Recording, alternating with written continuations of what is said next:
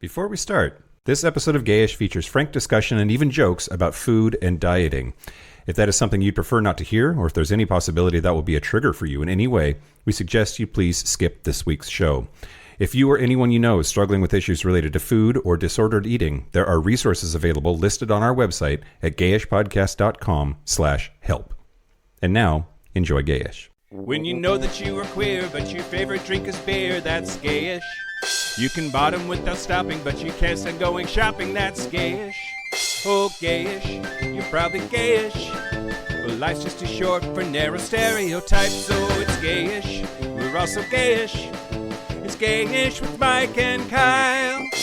Hello, everyone in the podcast universe. This is Gayish. The podcast that's strategic about dick. Strategic? Strategic. Sure. I'm Mike Johnson. I'm Kyle Getz. We're here to bridge the gap between sexuality and actuality, and today we're going to talk about dieting. But first, hey Kyle. Hey Mike. You went on Sniffies, and you saw across the street from my house is a place where Sniffies go to sniff. Yeah, where Sniffies sniff out the fun. What is it? A good spot? Should I be concerned? Well, it's the afternoon. It's a Sunday afternoon, so it's not going to be like you got to wait till nightfall to hit up the parks. Even on the weekends? Yeah, you don't go hook up during when it's light out. Okay, I have so much to learn. You got to go when it's dark out, and that's when, or at least that's where the park near my place, that's what it is. It's like you wait to nightfall and then go drive up in the parking lot or walk around in the tree covered areas. Okay. Yeah. All right. Yeah. Are you going to check it out? Well, no, it's cold at night. I don't want to wear a jacket. Okay. Yeah. Thank you for doing my work for me. Sure. I could totally have accomplished this myself. Yeah, that's okay. I was curious about your cruising spots. I mean, I'm here enough that I should know. Maybe I want to swing by after I leave your place. Okay.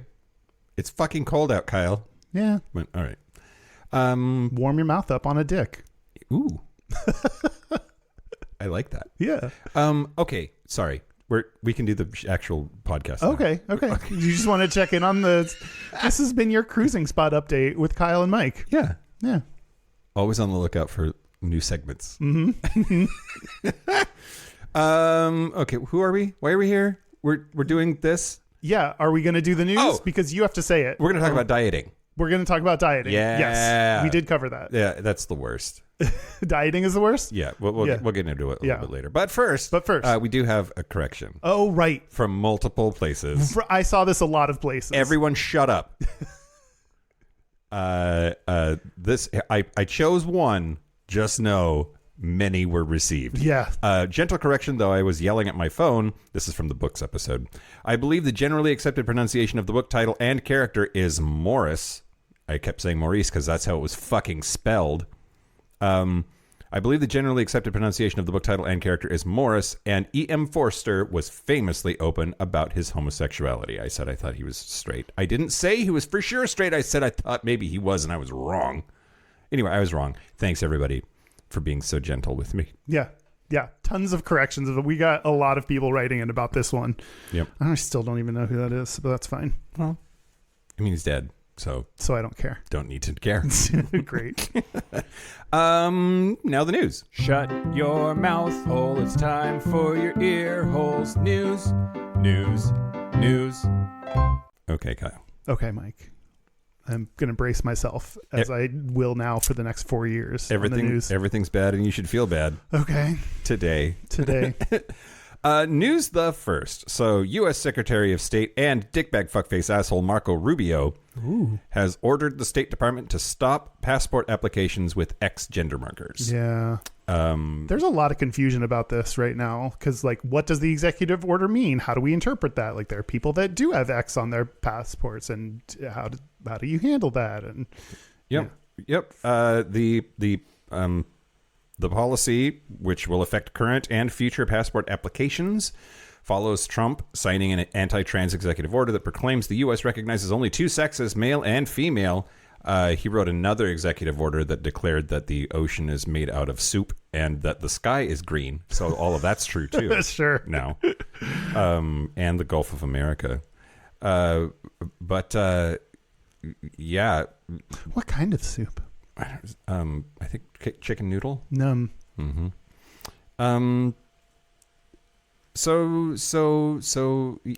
Yeah. Anyway, it's so stupid. Yeah. We're all female, Kyle. I said that on the books episode. Yep. Based on their definitions, everyone's a female. Yeah.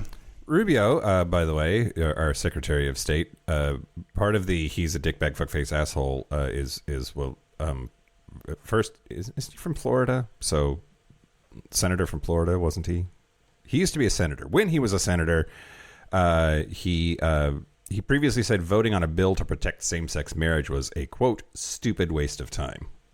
So, not really an ally. Not a friend, as we can tell. Yeah. Jesus Christ. And his email sent out that is supposed to more or less immediately affect non-binary folks who want to have a non-binary passport says, quote, the policy of the United States is that an individual's sex is not changeable. Here's the thing. Your sex isn't changeable, but your gender is. Right. And they want so bad for them to be the same thing, and they're fucking not. Yeah. And your sex is not as easy as male or female. There's more variations that exist out. Like, sex is also a spectrum, and you can't make it not be by an executive order. That's just the truth. Yep. So... Yep. An alert listener who I'm Facebook friends with posted on one of the discussion's a strong word, I was having with people online about this on Facebook, a link to an article, a medical journal that discovered a person with XY chromosomes gave birth. She was not only had XY chromosomes and therefore biologically male, but she had a perfectly working uterus and ovaries and got pregnant and gave birth. And like if that person can exist, and she does, shut up. Yeah. I'm sure everyone that was debating on it read that article and completely changed their minds. Well, I give zero fucks these days about people who have made up their mind about something that is just fucking wrong. Yeah. Yeah. Fuck you. Yeah. Okay. Everything's bad and you should feel bad today, Kyle. News of the second. Yeah. So Colorado Representative Lauren Boebert. Oh, God. Yeah. She just is a real winner. So Delaware Democrat Sarah McBride, who is the first openly trans member of Congress, has now been excluded from women's restrooms in the Capitol building because of the bad Mike Johnson and the rules that the Republicans have set as the majority party. And apparently Lauren Boebert just got her panties in a wad and returned from a bathroom break to the Capitol House floor, and she told everyone around her that McBride, who is trans, was in the women's bathroom, and she said there's a dude in the bathroom.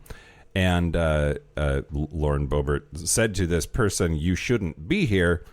It wasn't McBride. It wasn't who she thought it was. It was a cis woman that was in the bathroom, and Lauren Boebert just decided to accost her. This is the thing. First of all, don't accost people in the bathroom at all, ever. Yeah. For any reason. Yeah. Mind your own business. It's presuming that they are minding theirs. Yeah. Yeah. Right. But also, you can't tell. You don't know who's trans and who's not. And there are a lot of cis women who might look trans to you, but that doesn't mean that you can make any assumptions or have any leg to stand on to go after them for anything. Yeah. Yeah. There are tall cis women. There are cis women with short hair. There are cis women that wear pants. Like, you should care about trans people because their lives are important in and of themselves. And also, bans on trans people in bathrooms negatively affect cis people because they're trying to enforce gender norms, these archaic gender norms that they think they can tell just by looking at someone. And it's real fucked up. They want people to go back to, like, women have to wear skirts and you know, men have to shake hands. I don't know what they want men to do, but yeah, they want women barefoot and pregnant. Yeah. And to be subservient to men because that's what God wants. Yeah. Because Jesus. Yeah. I'm so mad. Yeah. Everything's bad, and you should feel bad today. News the last, Kyle. Yeah. A new documentary is coming out at Sundance, which is now-ish, about the life of Paul Rubens, known better to most folks as Pee Wee Herman. Oh, yeah. And in that documentary, it is revealed that he was gay. Yeah. So he died in 2023 from cancer at the age of 70. He kept that illness a secret for several years. But also in this new documentary, which is called Pee Wee as Himself, the comic opens up about being in a romantic relationship with a man named Guy, which that's great. That's a little on the nose, but whatever. Yeah. And apparently it was Guy's voice and mannerisms that helped influence the character of Pee Wee Herman. So some of Pee Wee's shtick was him making fun of his boyfriend. A professional jab at your boyfriend is pretty long con. Yeah, he was known for playing the quirky, innocent character on the Saturday morning show Pee Wee's Playhouse, which ran from 1986 to 1990, and in several movies, which my mom loves, including Pee Wee's Big Adventure and Big Top Pee Wee. Big Top Pee Wee? Yeah. I'm sorry. Yeah. What? And we didn't know he was gay? Right.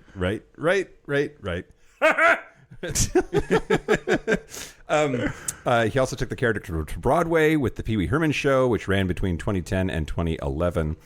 He said, he's in the documentary, he says, quote, "I was out of the closet, then I went back in the closet. I wasn't pursuing the Paul Rubens career. I was pursuing the Pee Wee Herman career." He also had some legal troubles that really made it difficult for him to maintain his fame and stay in Hollywood. He was arrested on indecent exposure charges for masturbating in an adult theater in Florida in 1991. He entered a plea of I didn't realize contest. it was an adult theater. Yeah. Oh, okay. What do you go to an adult theater to do? Okay, that everybody? changes. I thought it was in a theater, like a regular theater. Oh, okay. No. Jerk off in an adult theater all you want. That's why they're there. Yeah, which I don't know what kind of jerking off you have to do to get arrested for jerking off at a place that people jerk off. Yeah. Like, is he just maybe he's too flamboyant about it? Yeah.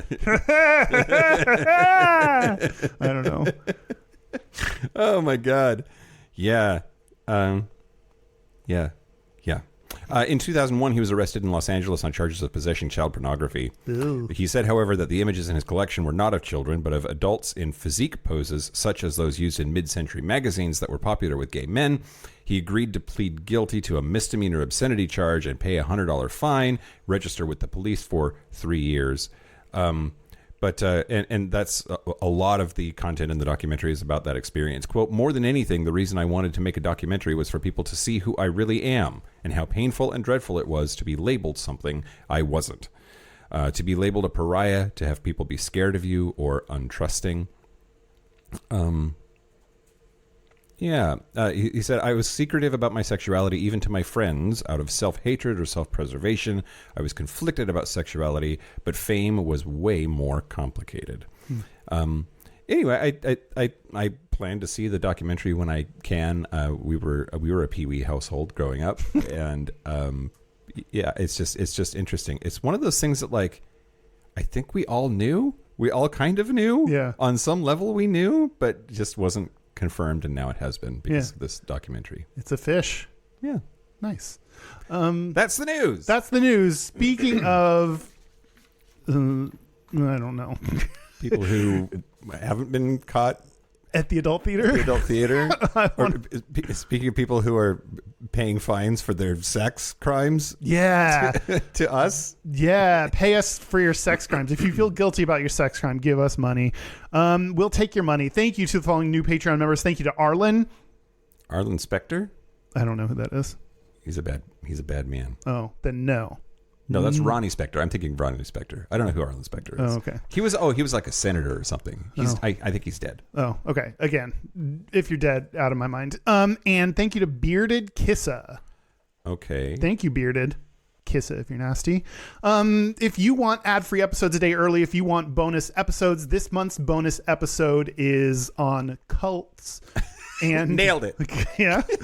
But we have over 60 bonus episodes. If you're all caught up on this show, then you can go hear more content there. Join us for our Patreon happy hour coming up soon on February 5th. Yeah. Anyone at any level gets to join the Patreon happy hour. Hey, listen to Kyle. Yeah. We haven't been teasing the Patreon happy hour as much as we usually do leading up to one, so we're a little worried that nobody's going to show up and that everyone hates us. So fucking come to it. It's Wednesday, February the 6th, 5th? I don't fucking know. I'll be there. 5th. The 5th. It's Wednesday, February the... Wait, no, I have the 6th written down. Oh, I have the 5th written down. Now I'm confusing myself. Kyle's right, everybody. Yeah. I wrote down the wrong number because I don't know how calendars work. Wednesday, February the 5th, 2025 at 6 p.m. Pacific time. The link to it will be a Zoom link that is in Patreon. So, and as Kyle said, at any level of support, you can give us $2 a month for 1 month and come to one and then cancel. We don't care. Peace out. Yep. So go to patreon.com/gayish podcast. Pants optional. Pants optional. Do you want to talk about dieting? Oh, God. Why are we doing this? Okay, Kyle. Well, first, yeah, I'm on a diet, which we're going to talk about more later.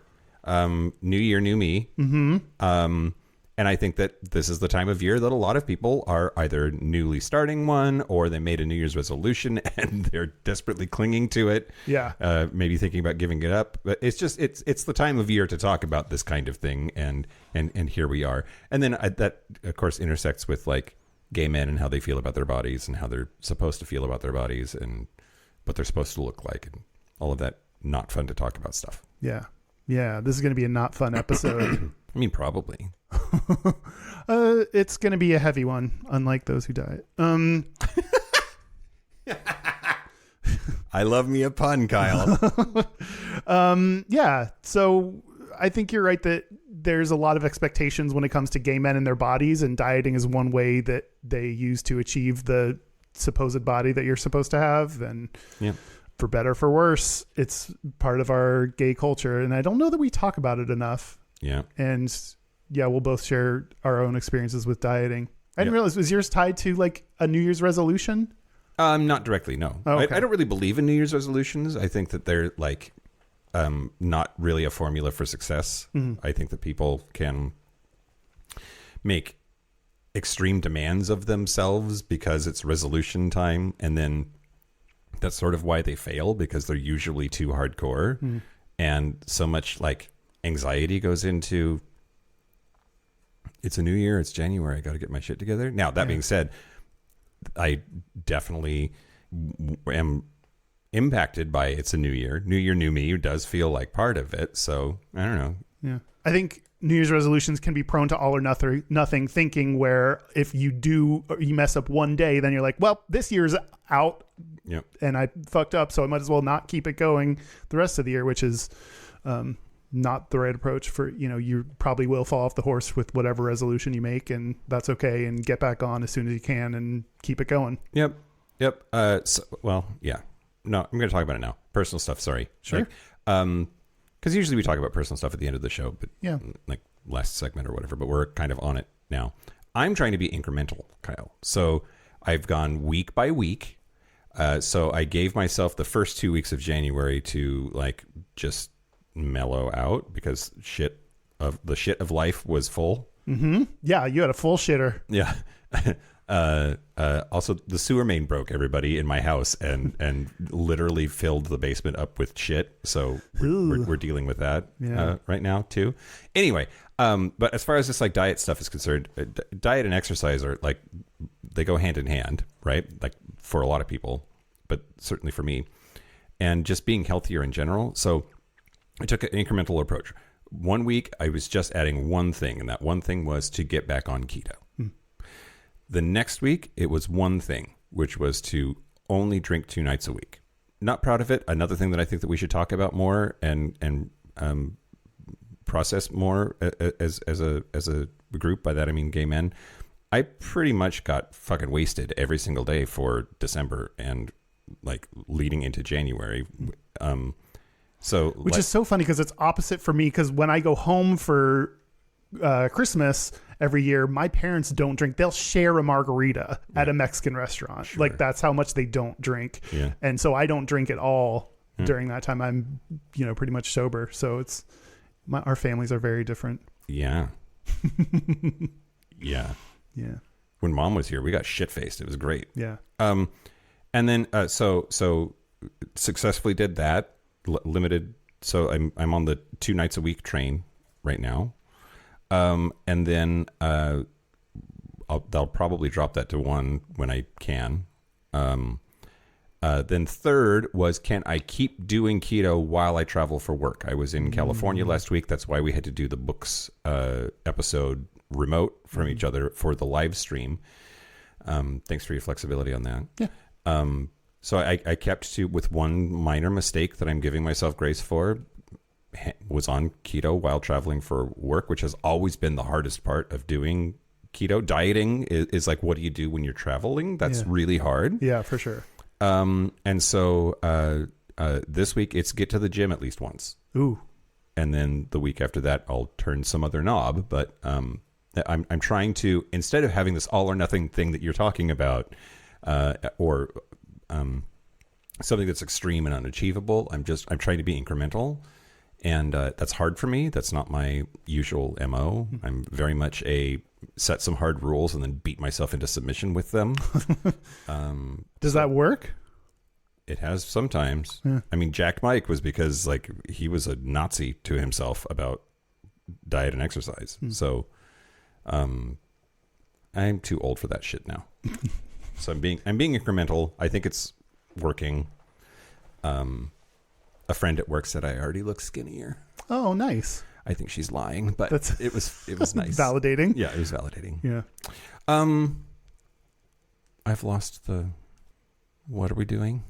Do you want to talk about your stuff? Am I having a stroke? What, are you okay? I'm Do you okay. need something? Did you take your meds? What do you need? Do you need some water? Do you need a hug? I took my meds. Okay. Don't need a hug. Okay. Don't touch me. Wow. All right. Fine. I didn't want to anyway. Let's talk about dieting, the history of dieting. Okay, great.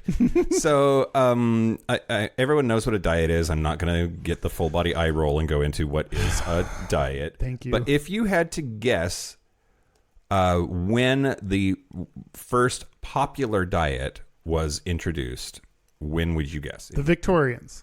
Yeah. It's always them. It's always the Victorians. Yeah. They seem like they were image focused and image conscious and would have some kind of fad diet. Yep. Well, okay. So the Victorians, they were wild because they so that's sort of when we have the rise of popular media and advertising. The Industrial Revolution really changed a lot about people's economic reality. There's reasons it's always the Victorians, but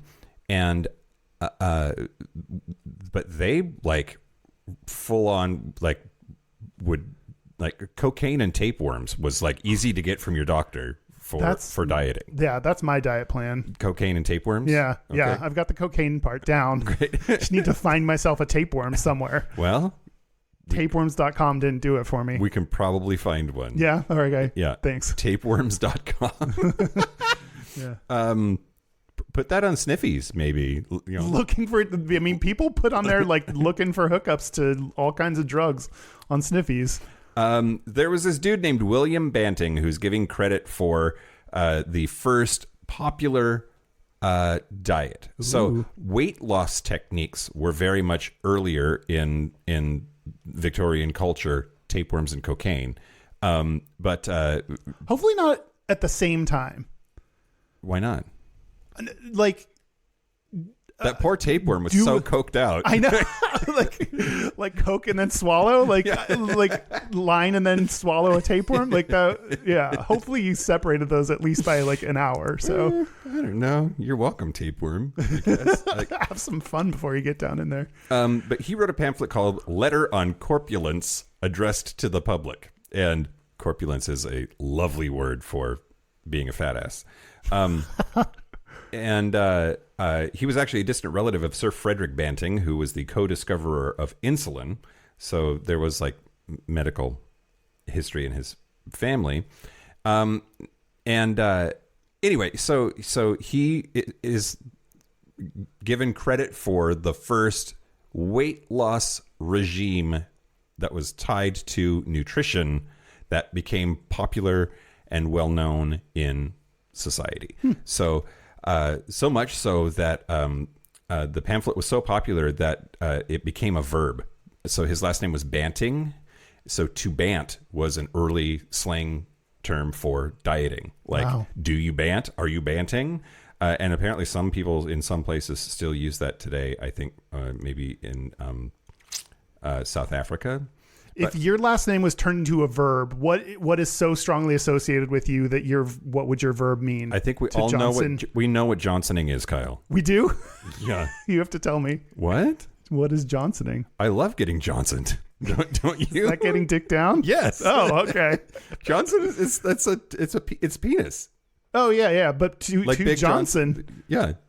So that's to dick or to get dicked, I think, is to Johnson. I love that. And how about gets? What do we think getsing is?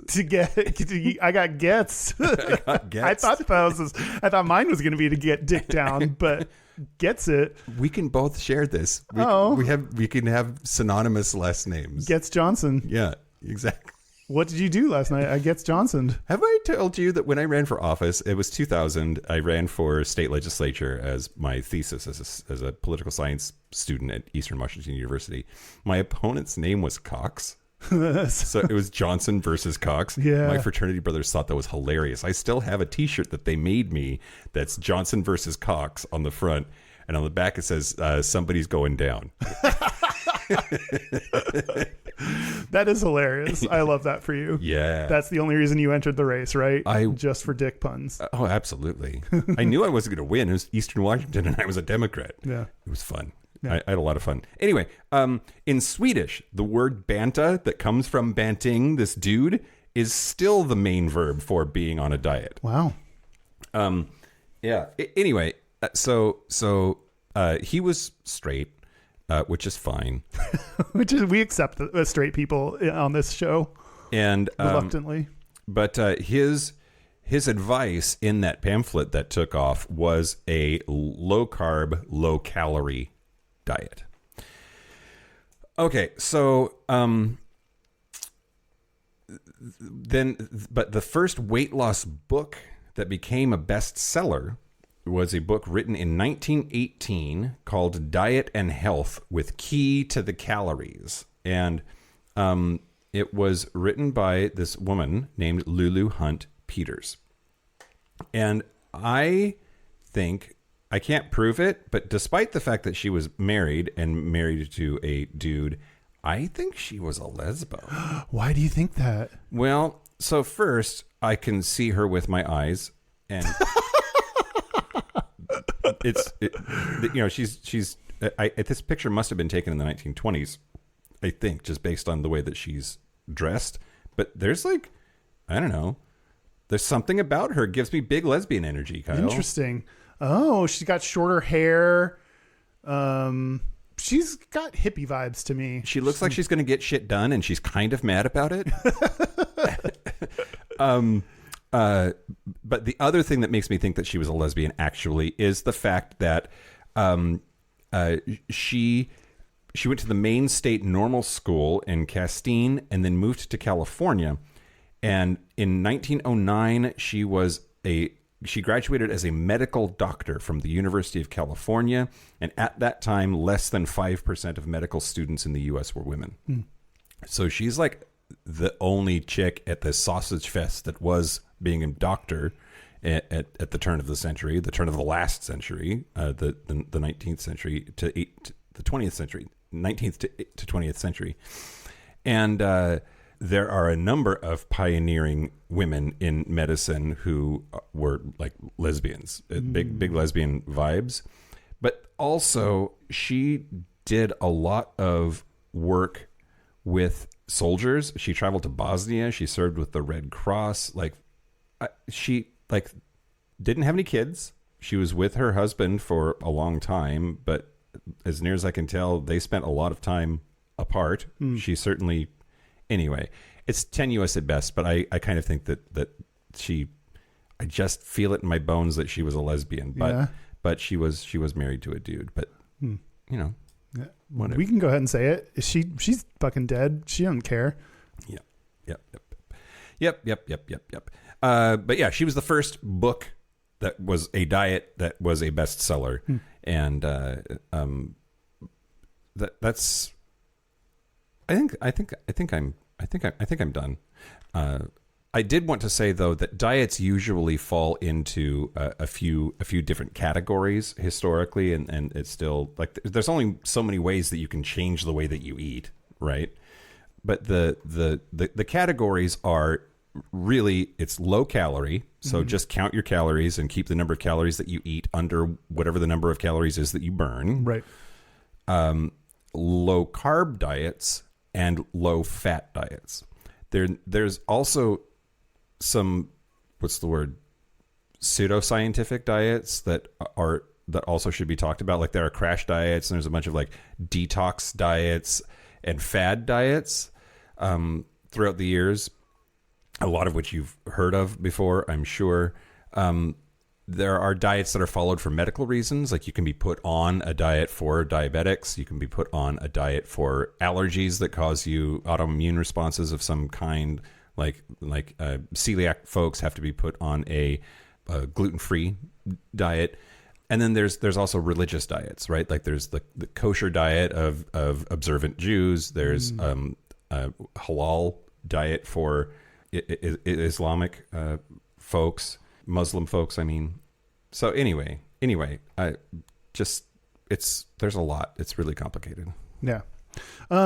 Well, let's talk more specifically about gay men and dieting. Fuck yeah. And body image kind of things, since those go hand in hand. I'm going to tell you some data. Okay. And this is, I just have E.M. Forrester gay written up here on my paper. You covered that. Okay. Thanks, everybody. Check. Hold on. I just need to check that off so I can move on. Okay. This is a study called Body Image, Eating Behaviors, and Attitudes Towards Exercise Among Gay and Straight Men by Patricia L. Kaminskia, Benjamin P. Chapman, Sandra D. Haynes, Lawrence Owen. In 2005, I'm betting it's bad. Oh, well, we feel bad and we do bad things to combat that badness. That's definitely the stereotype, right? Yeah. Is that we feel bad about our bodies, that there's an idea that we are hotter than straight men. And I think part of that is because we're expected to work out more.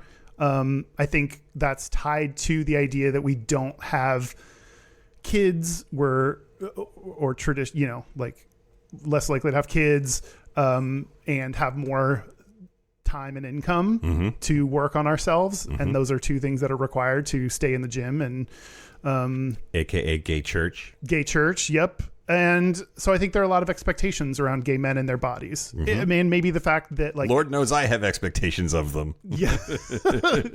Mine is more around what you do with your body. Yeah. Top of me is where I want it. The study came, but yes, those are all the stereotypes I think that are associated with gay men. And why, don't exactly know why, but could be because of what I mentioned, not having kids and having more money and stuff. Could be because of AIDS, that placed a lot of value on what your body looked like. Yep. Could be, I had one more in mind. Oh, because we hook up with people of the same gender, so it's easier to compare what, things like what your body looks like and who's more fit. Like those are more directly comparable than when it's opposite gender. Yep, for sure. Yep. But this came out in 2005. It appeared in the international peer-reviewed scientific journal called Eating Behaviors. So they did a study on gay and straight men to compare the differences in their views and behaviors. Here are the results. Gay men are more likely than straight men to experience poor body image and related eating disorder symptomatology. Great. So that checks out. That one's correct. Correct. I accept your findings. Because some stereotypes are true. Some are true. Yeah. Hey, read our book, everybody. We talk about stereotypes. We do. Gayishpodcast.com/book. I talk about this. You're probably Hot and Jacked is one of the stereotypes. It's one of the chapters.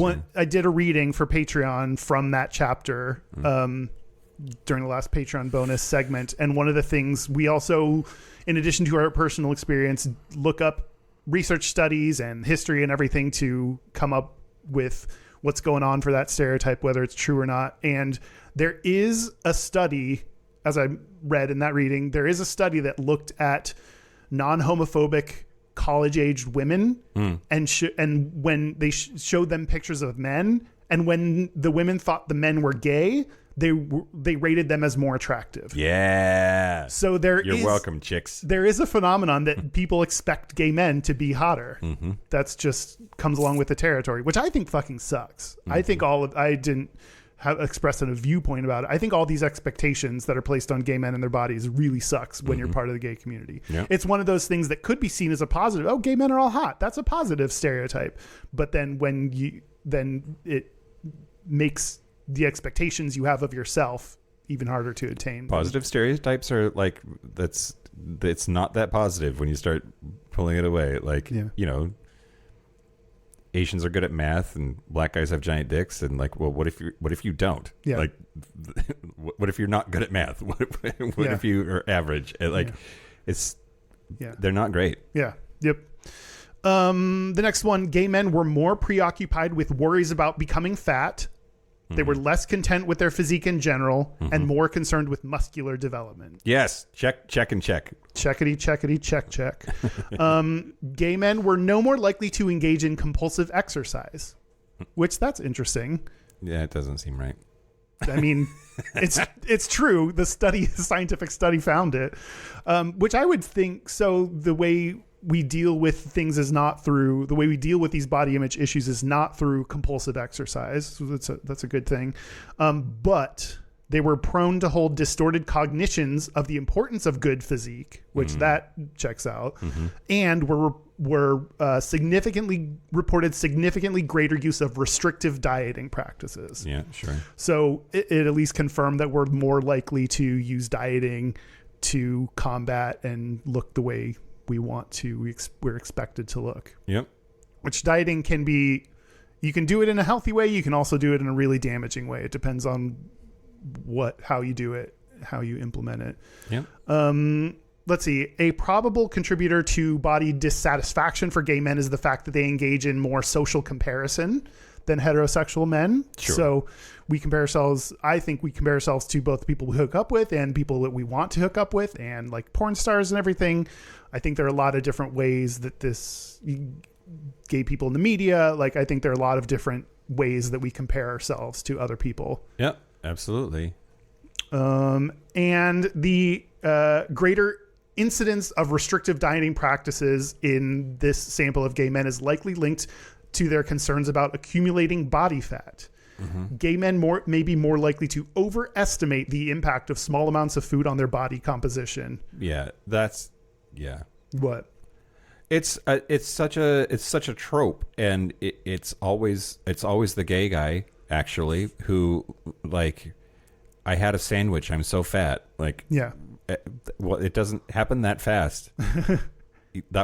Lunch was a couple of hours ago. Like, that's not how metabolism works. Yeah. But like, there's like, oh, I'm so pudgy because I had a bad weekend. That's not how it works. Yeah. They may be more preoccupied with minor fluctuations in their body weight. Yeah. And they may be more likely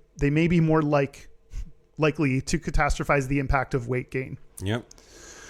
So all in all, not great for the gays. It confirmed except for the compulsive exercise, it confirmed most of what I would expect out of gay men compared to straight men. Yeah. I think straight men have a lot less expectations than gay men or than women on their bodies and what their bodies look like. Yep. I think that's true. I think like straight men, partially like you're allowed to wear looser fitting clothing, and that can cover up body flaws. I think just the type of clothing that we wear shows how important it is to show off your body. Yeah. There's underwear. Gay men have underwear nights and fetish nights and all these things where it's possible to like go shirtless at an event Yep.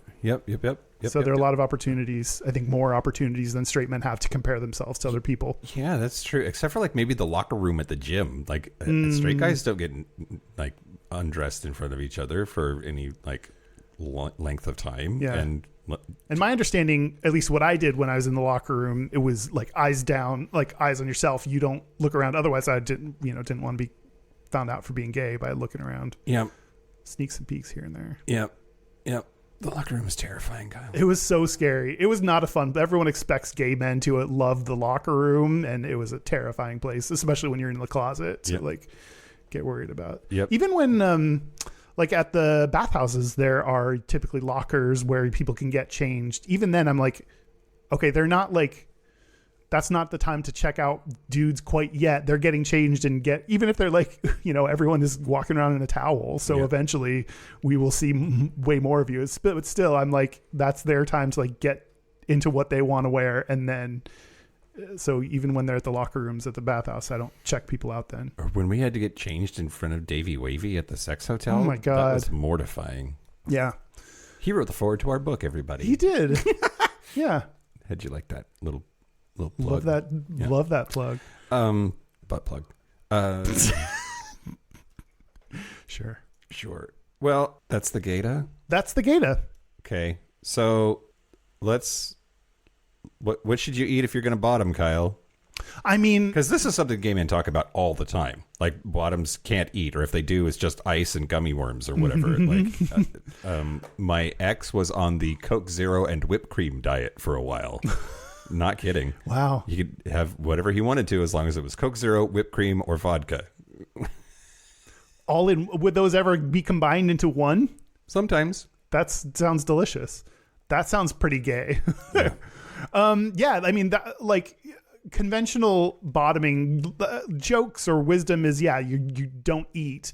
Or you order a salad at dinner, you know who the bottom is because it's the person that is not barely eating anything. It's also unlikely that, like, one of the jokes is, like, you're not going to eat a burrito. You're not going to have Chipotle and then bottom. But you can. It's probably fine. Yeah, food doesn't travel through your body that fast. It's like if it upsets, like coffee upsets something in my stomach and makes me poop. Mm-hmm. So there are food and drink that, like, upset something, but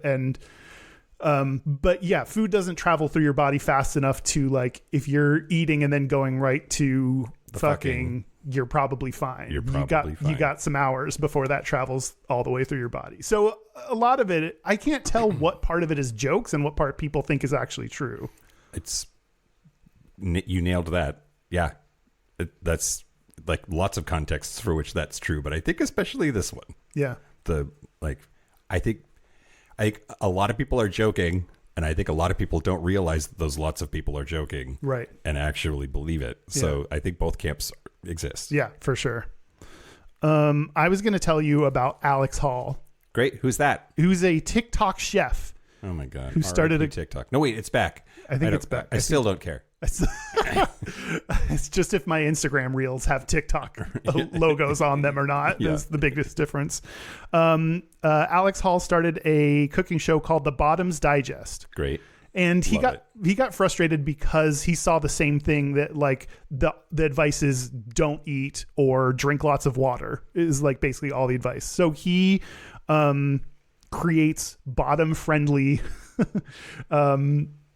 meals, which mainly includes cutting out dairy and substituting for plant-based milk products, and including a lot of fibrous ingredients like oats, vegetables, whole grains, to help reduce bloating, gas, and possible messes. So that tends to be what he does. Why are you making a face? I don't know. Just bloating and gas and messes. It's just like, yeah. Bodies are gross, but they're also fun. Yeah, but sometimes we stick dicks in them, and they got to be ready for it. Let's see. He tests his recipes on himself and a group of 10 queer people. He asks them to report back on any bloating or discomfort from the meal and uses the feedback to tweak his recipes. And once he gets a 90% approval rating, he creates a video on YouTube, Instagram, and TikTok. That's magical. So if you look, he has, like, bottom friendly queso, bottom friendly this, bottom friendly that.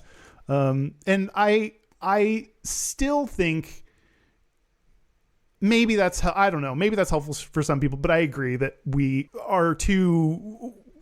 Your food that you eat is like, you eat what you want, you're probably fine. It's not going to affect your sex within a certain number of hours. So I think we place too much importance on like what we eat before sex. Yeah, well, and like it's funny because there's a lot of weird food tips that I hear from bottoms, but then they also are the ones that like douche for 4 hours before they go out, right? Like it's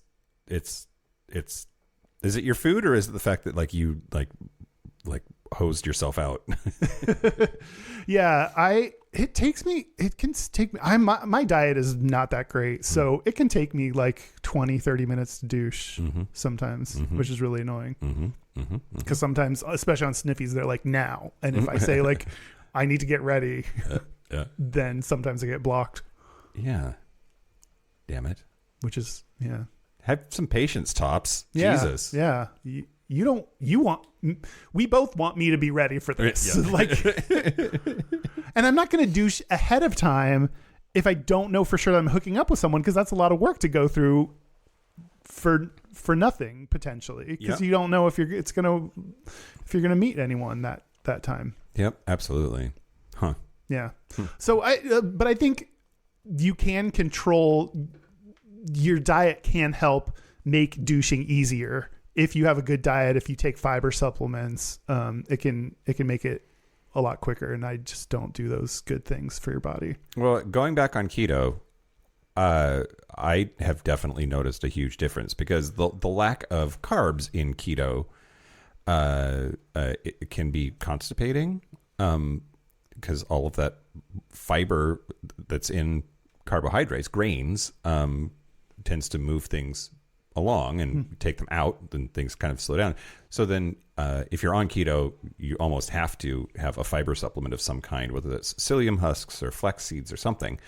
And I do Metamucil. So having now been, this is week 3 or whatever. Oh man, my poops are better. Yeah. Yeah. Got any nothing but netters? And this is yeah. Well, and this is TMI, but I guess it's like what we're talking about. Wiping is easier. Like, it's basically clean. Like I poop and then I wipe, and sometimes there's nothing on the paper. Damn. And sometimes there is, but it's not nearly as much as when I'm not on keto. Yeah. And I think it's the fiber. I think it's the Metamucil. Like, did you take fiber before you were on keto, or like was that a regular part of your medicine? Or I added fiber because of keto. Okay. And then when I came off of keto, I did keep up the fiber for a while. And then this last year has been a train wreck, Kyle, for me. That's sort of why I'm trying to get my shit together this year. With the move and the travel and the everything. Like, we moved twice this year, and all of the travel. I just have, like, a lot of my routines have totally fallen apart, including fiber. So then when I went on keto a couple of weeks ago, and then I was like, oh, I'm getting backed up. Oh yeah, fiber, that's a thing that I need to remember to do. And then I did, and things were way better. Nice. You're not supposed to, people don't know how it affects your medication. So because the science is unclear on that, the recommendation is typically take your fiber at least a couple hours before or after you take your regular medication to not be crazy or depressed or whatever. Yep. I do meds in the morning, fiber at night, and that seems to be pretty effective. Nice. Well, on thebody.com, I found an article about it that's called A Queer Dietitian's Guide to Eating for Anal Sex. There are multiple bottom-friendly, bottom-conscious cooks out there? Yeah. Yep. Wow. It's like a whole subgenre, a whole industry. Well, the article's author spoke with a guy named Daniel O'Shaughnessy, who's an award-winning nutritionist and author of Naked Nutrition. And number one says fiber. Fiber is the bottom's best friend. Metamucil into a glass of water is a good start, but that it's more complicated than that. There's soluble fiber, there's insoluble fiber, and you need both. And he says that you want to limit insoluble fiber 24 hours before you have sex. So go easy on whole grains, switch to white rice instead of brown, peel your vegetables. and that is better for bottoming. And he says it's also important to know your trigger foods and limit these foods a few days before you have sex. So take extra note of and limit exposure to spicy foods, eggs, red meat, caffeine, alcohol, and junk food, as these are common triggers for folks. And he also says don't just like pound a bunch of fiber. If you're not a regular fiber user, that can make you gassy. So you want to increase your fiber intake slowly. In general, says steer clear of dairy, red meats, and junk food, which is kind of just good advice already anyway, right? No. But, yeah. Eat dairy and junk food all you want. Well, yeah. Yeah. So, and then also a probiotic. He recommends a multi-strain probiotic to improve the quality of your stool and digestive health, as well as quality magnesium, as it helps draw water into the bowel to encourage regularity. If any of that it doesn't work with your meds, because this is important, if you're on any kind of medication, you should talk to your doctor and research and make sure that these dietary changes are going to be okay with your med situation. But probiotic foods like yogurt or fermented dishes like kimchi are good for gut and digestive health. And just know your body, listen to your body. That's also really good advice in general anyway. But, yeah, for sure. Yeah, and then he reiterates what we just said. Quote, if all of these steps are followed, then eating a few hours before should be okay. So don't fall into like common bottom wisdom that you shouldn't eat right before sex, because it's just not how it works. Yeah. I in spite of all of this and saying all of that, there are sometimes if I know I'm going to bottom that I don't eat much that day. And I make sure I drink coffee, like stop drinking coffee a certain amount of time ahead of time so I can get all the poops out. Great. So I don't always follow my own logic of it doesn't actually matter. And hey, the thing is, you do have to eat at some point, Twinks. Like, speaking of which, I'm going to talk about the Twinkie diet in the Patreon segment. Ooh. So get ready for that. Yeah. Yeah. I wanted to talk to you about Richard Simmons. Okay. Yes, please. Do you remember Deal-A-Meal? No. I remember Deal-A-Meal. So what's wild is, so Deal-A-Meal was just a diet plan, and it had a couple of decks of cards with food, like recipes on them, that you would either put together intentionally or shuffle, who knows, and you would deal out what was going to be in the meal that you were preparing. And it was designed to have portion sizes included and just hit macros that were going to help you to lose weight, because it's like you can't fuck it up was the idea. Like just shuffle and deal these cards and eat the food that's on the cards. You're going to be fine. And this was created by Richard Simmons? Well, so this is the thing. So Richard Simmons was schlepping Deal-A-Meal on TV. There was a whole infomercial that he did in 1987 that I remember watching. I remember hearing about. And what's wild about that whole thing is that he didn't develop Deal-A-Meal. A dietitian did, and she actually sued him over it. Oh. So the reason that Deal-A-Meal like kind of crashed and burned is in part because people started associating Richard Simmons with Deal-A-Meal, and he a little bit kind of claimed responsibility for Deal-A-Meal, and it definitely wasn't his. And so I haven't been able to find a lot of information about that suit, but at least a couple of people online indicated that she was awarded damages. And so that and Sweat into the Oldies really solidified Richard Simmons as this like diet and exercise guru. And boy, he was never out, but man, was he gay, right? He was so gay. I didn't know his status as if he'd come out since No, well, and being famous. and he's dead now. And he's dead now. But maybe he's going to have a documentary in 10 years, a la Pee-wee Herman. Maybe. He also like famously sort of disappeared, right? Like he a bunch of folks online started the rumor that he was being held captive by his housekeeper. Like Free Richard Simmons was like a rallying cry. I think there was a podcast that was like Finding Richard Simmons or Where's Richard Simmons or something to that effect. In February 2017, the podcast Missing Richard Simmons launched, and investigating why he left public life so suddenly. LAPD went to his house to conduct a welfare check, and they said that he's perfectly fine.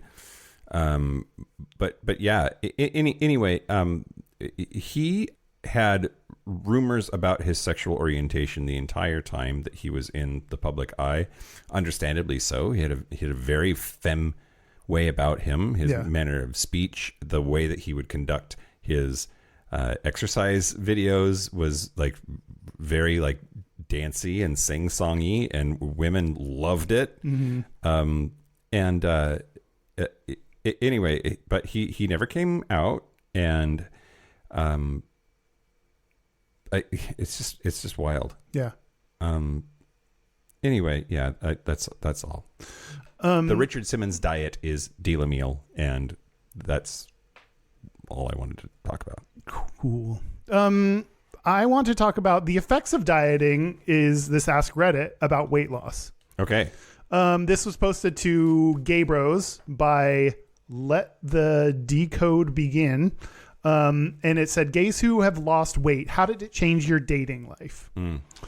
Someone said, caliber of guys went up, the dating pool opened up. Do the health and wellness for yourself, but enjoy the rewards as a result. So I think, unfortunately, a lot of that is true. If you are skinnier in the gay community, you have a lot more options. Your pool of possibilities is expanded. Absolutely. And it sucks. And I think what we haven't said directly is our gays surface, what is it called? Like only care about the surface level, superficial. Yeah. Our gays superficial. Yeah, absolutely there. Especially when it comes to sex. Yeah. Unfortunately. I mean, and I guess it kind of makes sense when we have things like Sniffies and Grindr, that it's like, you know, if it's all about hookups, then it is all about your physical looks. I don't care what you're saying or what is in your head or, you know, whatever. Care about your other head. Like, right. Yeah. I don't care about what's on the inside. Well, I do, but like only if it's my dick. Yeah. Not your soul. Right. Yeah. So yeah. But I don't know. I hate that categorization as gays as just superficial people, because I think there's more depth to us there. And I feel like that kind of generalization, maybe there are certain times when we are superficial in the cruisy or hookup spots, but there's still more depth to us than just that in the bigger picture. Yeah. I think you're right. I feel this is dangerous. Part of my disdain for hookup culture is that I don't have fun, but also part of it is it feels to objectify someone or to be objectified by someone as a mere sexual object based on appearances. It feels gross to me. So, but also, man, shirtless runners can get it. So it's complicated, but I think that hookup culture, the now anonymous fuck immediately culture, is wrapped up in appearance because there is nothing else. There is no connection. There is no introspection. There's no, so it's going to be it's going to be like this. Yeah. I think. Yeah. It's interesting because I'm the opposite. If someone wanted to use me for my physical appearance, like that's flattering to me. I'm down. Okay. Use me, baby. Great. That's hot. Great. That's probably why I do it more than you. Let's see. Someone else said it's a weird double bind because now I get more attention on the apps, but they're all shallow dudes who just want attention, just want your body, treat others like shit, and or flake out. The guys I'm actually interested in, chubby, hairy nerds, think I'm some gym rat party slut who does drugs and dismiss me, or think I'm too good for them and will ghost me, not turn up to dates, etc. This sounds arrogant, but I've had guys admit that, and it's like, if I'm talking to you, I'm interested. I'm happier with myself, and in general, it's given me a new perspective on what I want. But if the aim is to get laid, yeah, you'll get laid. But I didn't enjoy that side of it, actually. Most of the men ended up being shitheads and or just bad in bed. Yeah. So there is, even though you expand your dating pool, it's not your hookup pool, maybe.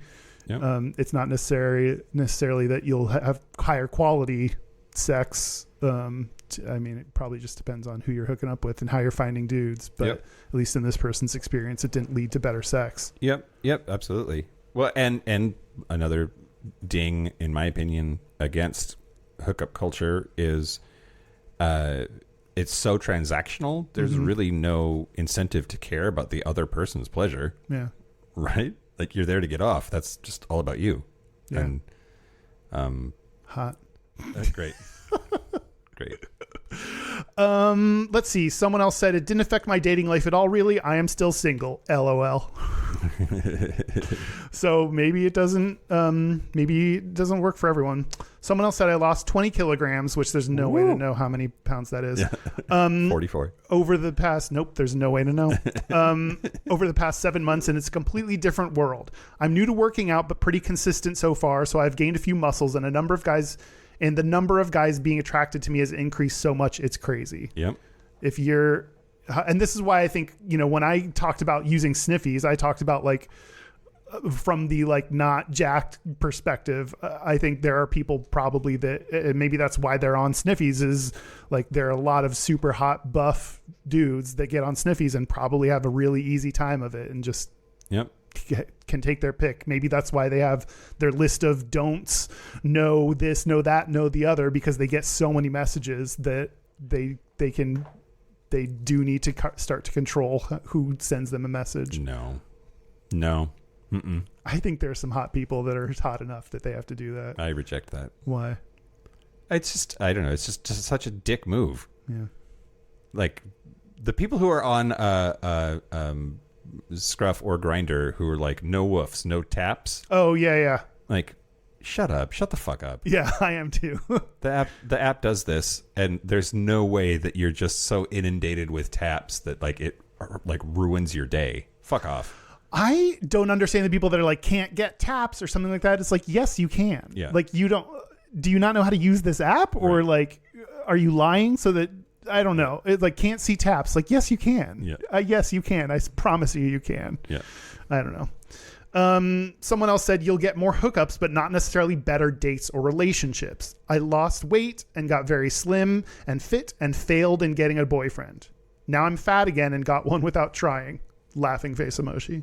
So it depends. More sex, probably. More quality men, I would not count on it. Yep. Yeah, So- I agree with all that. Yeah. So it's interesting. We're talking about expanding your pool of hookup options, but maybe not necessarily talking about relationships or better sex overall, which is not, I think that's contrary to popular opinion of what it would be if you lost weight. Someone else said, I think it's more a self-confidence thing. Maybe something changes from outside world too, but it does more to you from inside. You feel more confident and approach someone and let yourself be open to be approached, I guess. One thing for sure I can tell you is it makes you humble. If you have been on the other end and now scaling down to the other end, you feel humbled and understanding towards others' struggles with it, which I think that's a very positive. I hope more people have that kind of take of maybe it'll help expand your dating pool or your hookup pool if you've been at many different weights, because you know how it feels being at that weight. And you can, I think for me, I've been at heavier weights, and that has made me more likely to hook up with people that are also at heavier weights. Yep. Because I care about that's not the only indicator of whether a hookup's going to go well or not. Yep. It's What? Yes. I was just thinking, like, I'm going to make it about me, Kyle. Do it. We met 16 years ago. Wow. And I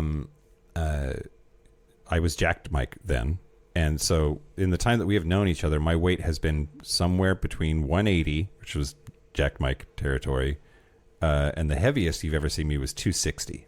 So there's an 80-pound range of weights that you have seen me at. And it's not just been up. It's been up and down and up and down and up and down many times over the 16 years. You've seen lots of physical versions of me. And I feel exactly like that, what you were just saying. Like, I know what it's like to be fat. I know what it's like to be a little extra, dad bod. I know what it's like to be jacked. And I do think that gives me some like empathy for what's happening. I think it also makes it more frustrating when people are shitty about it online. Yeah. I don't know, because it's very much like I was the same person at all of those weights, and had the same friendships, and like it didn't change anything about any of that, and it didn't feel like I got more at the times that I have been more fit. I have gotten more attention, and it's hard to know if that's because my confidence level was higher, because I do think that there's something to that. Just like looking better makes you feel better, makes you attract people more.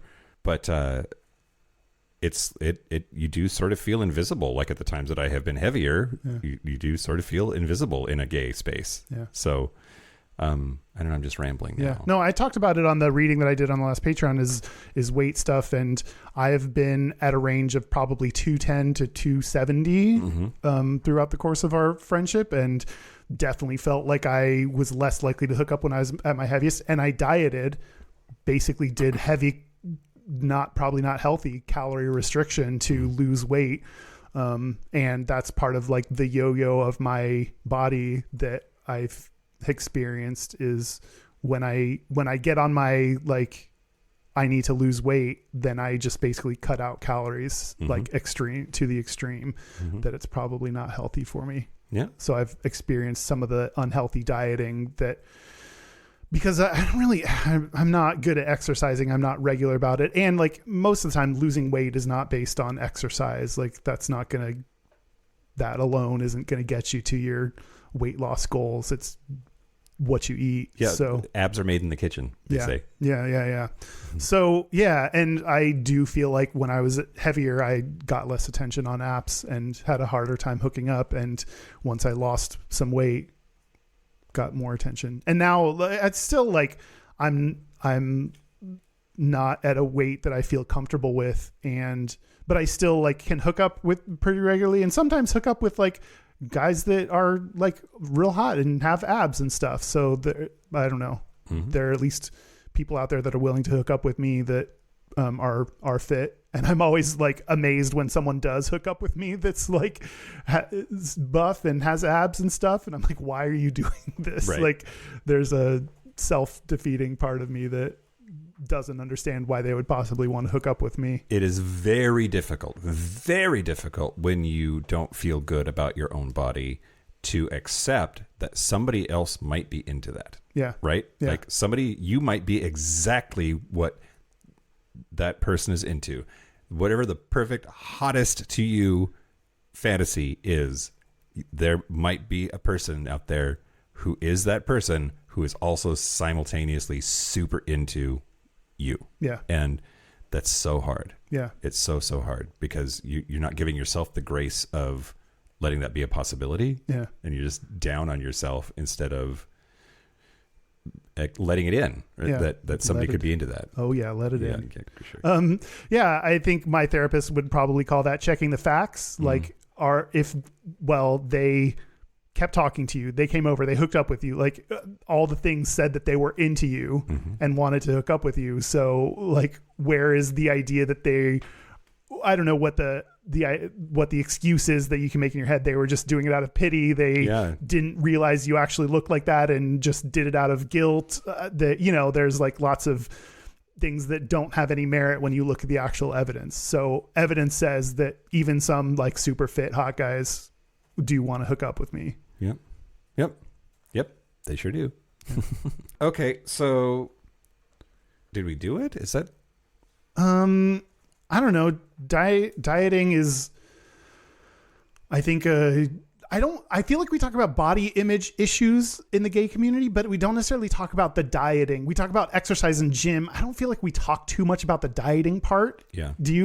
I agree. I agree that we don't. And so I think that's like kind of a hidden part of our experience that we don't talk about as much, because you're supposed to be muscly. So you're supposed to talk about the gym and go to the gym and be a gym person. But like the calorie intake, monitoring, reduction, unhealthy things, the things that this study said you're more likely to do greater use of restrictive dieting practices like than straight people. I don't think feel like we talk about that. So I'm glad we talked about it and some of the challenges of dieting and weight loss. There's also part of gay culture that says that gays aren't supposed to eat at all. So if you're not supposed to eat at all, why would you talk about what you're eating? Right? Yeah. Like, to talk about your diet, you have to sort of admit that food goes in your hole. Yeah.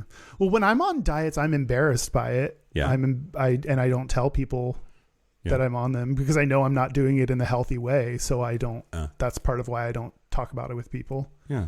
Okay. Maybe do it the healthy way. Maybe. Yeah. Oh yeah, for sure. That should definitely do that. Because like, hopefully seeing our friend group is very good at being mindful and respectful of our stated dietary restrictions, or if we're on a diet, like when we host each other at each other's houses, we like try to make sure that there's options for whoever has something going on. Yeah. So like we would support you in that. Yeah. Right? Yeah. No. Yeah. All of this is stuff I should do, and I'm not going to. Great. You know, it's like when I'm sitting in therapy and my therapist is like walking me through some options, or like what, you know, based on our conversations, what next steps should happen, and I'm like, yup. Mm-hmm. In my head, like, no way that's going to happen. Yeah, I just know myself, and I know I'm not going to do that. But you're right, and I appreciate that our friend group is accommodating like that. Yeah. All right. Well. Dieting is gay, right? Dieting, but maybe not as gay as I thought it was going to be. Yeah. I don't know. Yeah. You thought it was going to be gayer? I thought it was going to be gayer. I associate dieting with like women. Right. Women are always dieting. Right. Which is why I think anything that's associated with women then gets associated with gay men. I think we have that to thank for it being gay. But not nearly as... Like, I would expect there to be a, like, diet for bottoms and not have that be, like, newsworthy, you know, or whatever. I don't know. Yes, it's gay. Not as gay as I thought. Interesting. You? I think it's gayer, just as gay. Maybe gayer than I thought. Great. But something we don't talk about as much. Yeah. Okay. Yeah. Is there more? No. That's all I got. Great. Should we take a break? Yeah, let's take a break. Let's take a break. But not eat anything. Fasting break. This is the part where Mike and Kyle take a break. Are we back? We're back. We're back. We're going to do our Gayest and Straightest. We're going to do our Gayest and Straightest, but first, hey. We wrote a book. We wrote a book. Please buy it. Yeah. And leave us a review. Yeah. Go to gayishpodcast.com/book you can see the cover art, see some reviews, find out where you can buy it. You can buy it on Amazon or some other shops if you are avoiding Amazon. And people have it in their hands now. People have read it. People have said nice things about it. So we appreciate that. So buy the book. And if you liked it, leave us a review. You can leave it on Goodreads or Amazon. Both of those help us and help our ranking in their algorithms. Yep. And you're going to have to hear about this every episode. Sorry, that's just how life is. And I'm not that sorry. Looking at our calendars. So, first of all, coming up just next week. Hey, listen up. Yeah, listen. Shut up. Wednesday, February the 5th at 6 p.m. Pacific is our quarterly Patreon Zoom happy hour. Anybody at any level of support on Patreon is welcome to come. We hang out. We have a cocktail. We shoot the breeze. We get to know each other. It's a lot of fun. Please come to that. Yeah. And then starts our book tour. Yeah. So on Saturday, February the 8th at 6 p.m. in Seattle, Washington, we're going to be at Astor, which is in the It used to be called Capital Cider, if you're familiar with that building at all. But we're not going to do a live show for that. We're just going to do a book reading, and then we'll have a few to sell, and we'll be signing copies if you want to bring yours. But yeah, that's Saturday, February the 8th at 6 p.m. Again at Astir, A/STIR. And then the rest of the tour, we will be doing live shows. So Saturday, February the 22nd in Atlanta, Georgia, we will be at Round Trip Brewing. Saturday, March the 8th in Chicago, Illinois, we're coming back to Sidetrack, which was a lot of fun last time. Saturday, March 22nd, we will be in Washington, D.C. at Pitchers in Adams Morgan. And then on Sunday, April the 6th, we will be at the Oasis in San Francisco, California. We also will be going to Dallas, Texas, the weekend of April 19th. I still don't have a venue. I'll let you know as soon as I do. Tickets are on sale for all of those stops. You can find the links from the website, gayishpodcast.com/book, which includes all of the stuff about the book, but also all of the stuff about the book tour. Yeah. And we love doing live shows. It's a lot of fun meeting you all, having conversations in front of you all to see what you like and don't like and react to, and then get to come up and chat with us about it. We already have our episode topics picked out, and they're a wild bunch of topics that we're going to be doing. Shh. They're secret, though. They're secret. We won't tell you until we announce it. We won't tell you until we tell you. But it's a lot of fun. Come out to the tour, please. Yeah, come on out. It'll be fun. Gayest and Straightest? Let's do our Gayest and Straightest. Oh, no, but first, our website is gayishpodcast.com. We're on social media at Gayish Podcast. Our hotline, you can send us text messages or leave us voicemails, especially if it's your Gayest and Straightest, because we love them. It's 5855-GAYISH. That's 585-542-9474. Standard rate supply. Our email is gayishpodcast@gmail.com. And our physical mailing address is Post Office Box 19882, Seattle, Washington, 98109. Okay. Gayest and Straightest? Let's do our Gayest and Straightest. Okay. Get out of here. I'll go. My gayest is wearing my triangle necklace because I hadn't been wearing it for a while. So now it's there. It is. There it is. Yeah, it's makes me feel gay whenever I do end up wearing it. And does it give you gay superpowers? Yes. Okay. I can fly. Great. But gaily. Right, yeah. When you fly, a rainbow comes out of your ass. That's the propulsion. Yeah, like the Pop-Tart cat. My straightest is I haven't gotten a haircut in quite a while. I was gonna say, Kyle, you're like your bangs are flying, but they're pretty shaggy. Yeah. I am getting a haircut this week. So that'll be my gayest next week probably. Nice. Yeah.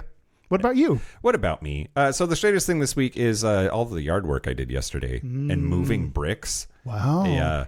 Our friend Chris Bola, who was on the wine episode way back in season 1, he is also kind of a plant daddy, and he was helping me get off my ass and do stuff. So we had a great day yesterday. Nice. But it just moving bricks. Yeah, that's mask. Yeah, totes mask, yeah, brah. Yeah. And using tools, like a mallet, and lobbers, pruners, like all kinds of stuff. Anyway. And then the gayest thing about me this week, first, also got a haircut after like 60 something days. Like it was a long time since my last haircut. But yesterday, while doing yard work, I was definitely talking about being a hoe while holding a hoe.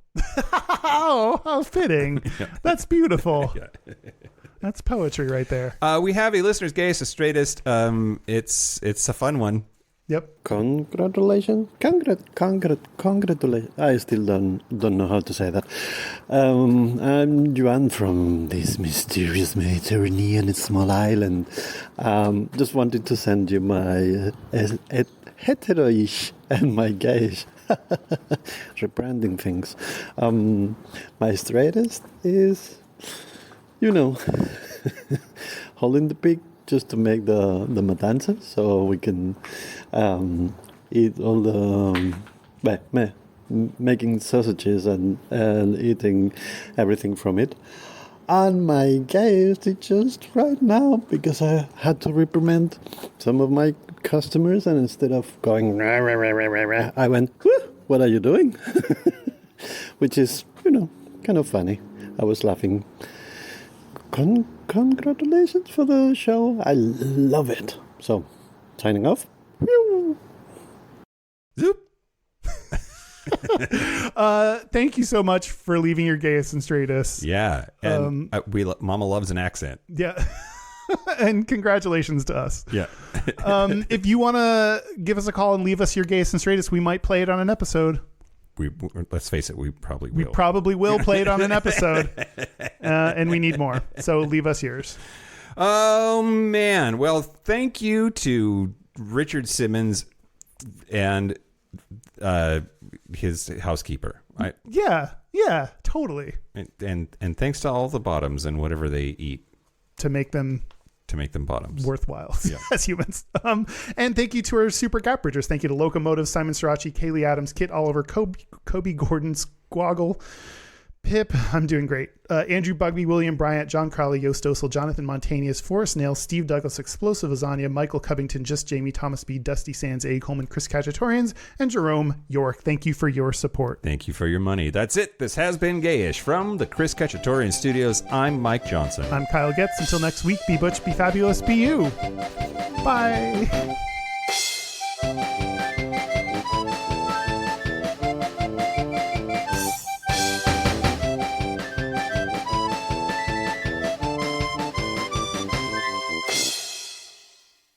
What, you haven't asked Reddit, you said? That was what I just did. Oh. I just read all those answers. That was Ask Reddit, Mike. Oh my God. Great. I'm doing so good today, Kyle. You're great. You're great.